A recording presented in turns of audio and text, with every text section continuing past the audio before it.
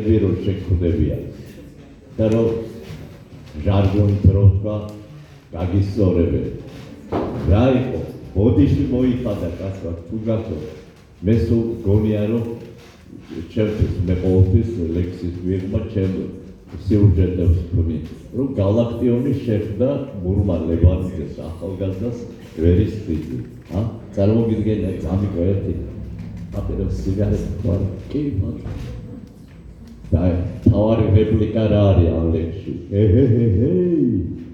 შეუძახა თბილის ესეთი კაი მუღამერო არის ურთიერთობაში შეუძახა თბილის უნდა შეუძახოთ ჩვენს ქვეყანას ჩვენს საქართველოს ჩვენს თბილის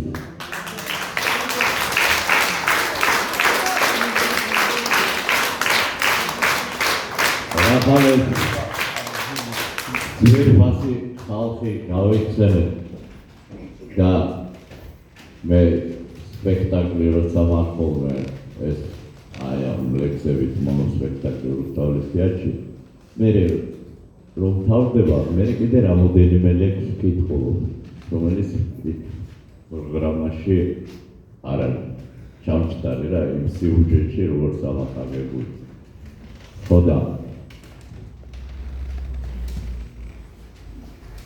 ეს ბოლო წლებია უფრო განვიცდი იმას, რომ მე ჩემი ცხოვრების მანძილზე ბევრი დიდებულ ადამიანთან მქონია ურთიერთობა.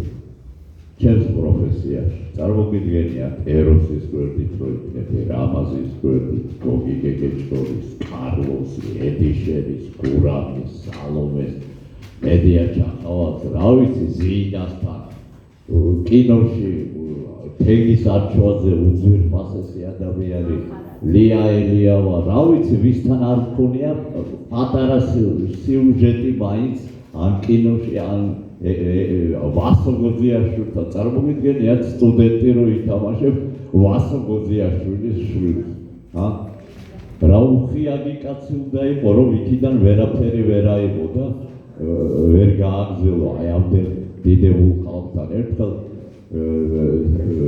კარგი ჩემი პედაგოგი ძვირფასი ნათელა ურუშაძე გოგი გეგეჭკორის მეუღლე გვასწავლიდა თეატრის ისტორიას. ხოდა ახერხებდა იმ დროს 70-იან წლებში შეგვახვედრებდა ხოლმე დიდ ადამიანებს გუგიაშვილს, ვერიკოს სესილიას და ვინც იყვნენ მაშინ. და ეხლა სესილიას წაროვა. მეტი ჩარა ვეკითხები სტუდენტი. ჩვენ თეატრალურ ინსტიტუტში ვსწავლობთ. მიშა თუმანიშვილი გვასწავლის გურამს, ამარადა მეტყველებას, ასცენო მოძრაობა და ასე ვითომ ამითი გახდები მსახიობი თუ არ გახდები ამით რამდენმა დაამთავრა, მაგრამ კაცობრიობა არ იცის ისინი ვინ არის. და თქვენ მეთქი აი ახალგაზრდა რო იყავით არტისტობა ხო მაშინ ინსტიტუტი არ იყო და სტუდიები არ იყო და არტისტობას როგორ სწავლობდით მეთქი შეგიტყვა იყო ასე ეხლა სესილი არ პაჭა მომისმინე ჩვენ არტისტობას ახალგაზრდები სწავლობდით სხვა კარგი მსახიობების მიერ კარგად შესრულებულ როლების ყურებაზე. აი ეს არის არტისტობა მე თუ ვკითხა. თუ შენ გაგიმართლა და ასე ძვირფას ხალხის გვერდით, რამაზის გვერდით თამაშობდა. იქიდან ვერაფერს სულ არ ვიყავ მე რამაზის, არაფერი.